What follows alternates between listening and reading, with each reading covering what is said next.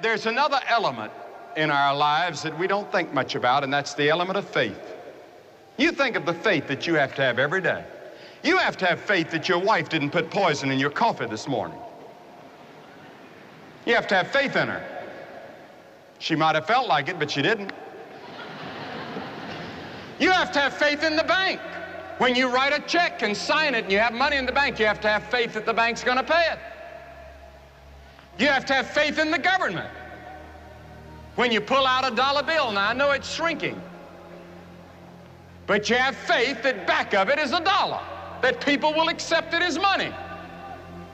Everything we do is by faith. Now, for example, when I come up on a hill, and I live in the mountains of North Carolina, and we have a lot of hills, I don't stop my car before I get to the crest of the hill and get out and walk over and see if somebody's coming up the other side on the wrong side. I have faith to believe that the drivers are going to stay on their side. Faith, faith, faith, everything. When you sat in that chair, had you ever sat in that chair before? I bet you didn't pick it up and examine it and put your hands on it to see if it would hold you. By faith, you just sat down in it. You had faith that people wouldn't build a chair that wouldn't hold you. Everything we do is by faith. All right, take the same faith, put it in Jesus Christ as your Lord and Savior, and you will know who Jesus is. You accept Him by faith, and He comes into your life and into your heart, and you know that He's who He claims to be. Do you see the difference? Faith doesn't come just by hearing, but yet that statement is true in every case. Faith comes by what? Hearing. Write the word faith down. Stop making it religious. It's not a religious word. The word faith, Greek word pistis, it simply means belief. When you take a bottle of pills from your doctor with an instruction to take 3 of them a day, when you walk out of that office with those pills, you have faith in that doctor's words. That's faith. It simply means you believe what he said. So notice what Paul the apostle says. Paul says, all belief comes by someone giving you some ideas. You're hearing some ideas. All belief. He says, so get your ideas from a specific source, he says. From the word of the manufacturer, God. 2 Corinthians 5, 6 through 9 says this. So we are always of good courage. We know that while we are at home in the body, we are away from the Lord. For we walk by faith and not by sight. Yes, we are of good courage, and we would rather be away from the body and at home with the Lord. So whether we are at home or away, we make it our aim to please Him. So in that Bible verse, what it means specifically to walk by faith and not by sight means that we're keeping our eyes on Jesus Christ. What is faith? Faith is not opposed to evidence. Faith is not opposed to facts and logic. Faith is actually opposed to sight. Once you see something, you can no longer have faith in it because it's revealing itself to you in a very obvious way where you don't need to have faith. So we have faith in Jesus Christ not because there's not evidence for Him, not because it's not logical, and not because we just don't understand it or we have this blind worldly faith. Rather, we have faith in Jesus Christ because we can't physically see Him with our eyes right now. So to walk by faith and not by sight ultimately means that we're walking in this life by keeping our eyes fixed on Jesus Christ. We're following Him, not the world. That's what it means to walk by faith.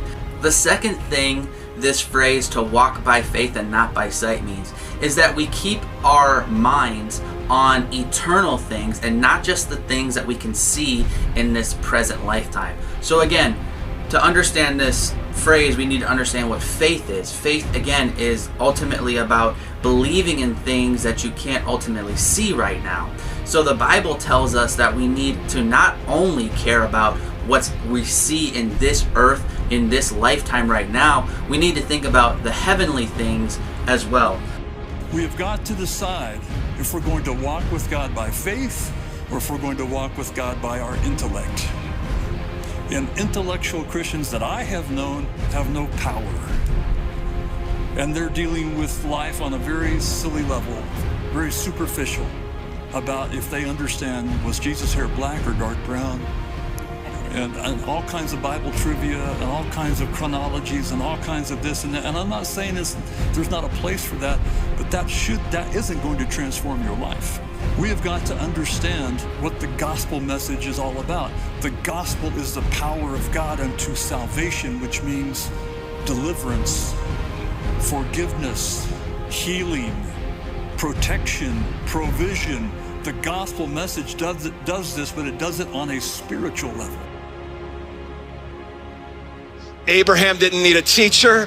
He didn't need a mentor. He didn't need a life coach. He didn't have to have a church growth strategy. Abraham walked by faith. And God said to Abraham, if you honor me in the place that I will show you, and you're willing to lay down your most valuable possession on that altar, then the manifest presence of God will show up and it give you exactly what you need. Verse 13, then Abraham lifted up his eyes and looked. There behind him was a ram caught in the thicket by its thorns. So Abraham went and took the ram and offered it up as a burnt offering instead of his son. God will put your blessing at the right place at the right time. Whatever God gives you to do, your blessing will be in that place. Faith is choosing to trust God even when circumstances make no sense. It's the decision to believe that He is good, even when life doesn't feel good. It's holding on to His promises when everything around you seems to be falling apart. Faith is not built in comfort. It's forged in confusion. It's easy to trust God when the path is clear, when the blessings are visible, and when the doors are opening. But real faith is proven in the dark, in the waiting, in the valley, where the future is uncertain and the pain feels unbearable. There are moments in life when prayers seem unanswered, when tragedy strikes without warning, and when the silence from heaven is louder than any noise on earth. It's in those moments that faith becomes a choice, not a feeling. You may not understand why the sickness came, why the job was lost, why the person you loved was taken from you. But in the middle of it, faith says, even now I will trust Him. That kind of faith doesn't ignore the pain, it looks past it. It doesn't pretend the storm isn't real, but it believes the one who calms the storm is greater than the storm itself. When Abraham was told to sacrifice Isaac, it made no sense. God had promised that Isaac would be the heir, through whom a great nation would be born. Great. How could God ask for the very promise to be laid on the altar? But Abraham obeyed, not because it was logical, but because he trusted the character of God. That is what faith looks like. Trusting not in what God is doing, but in who God is.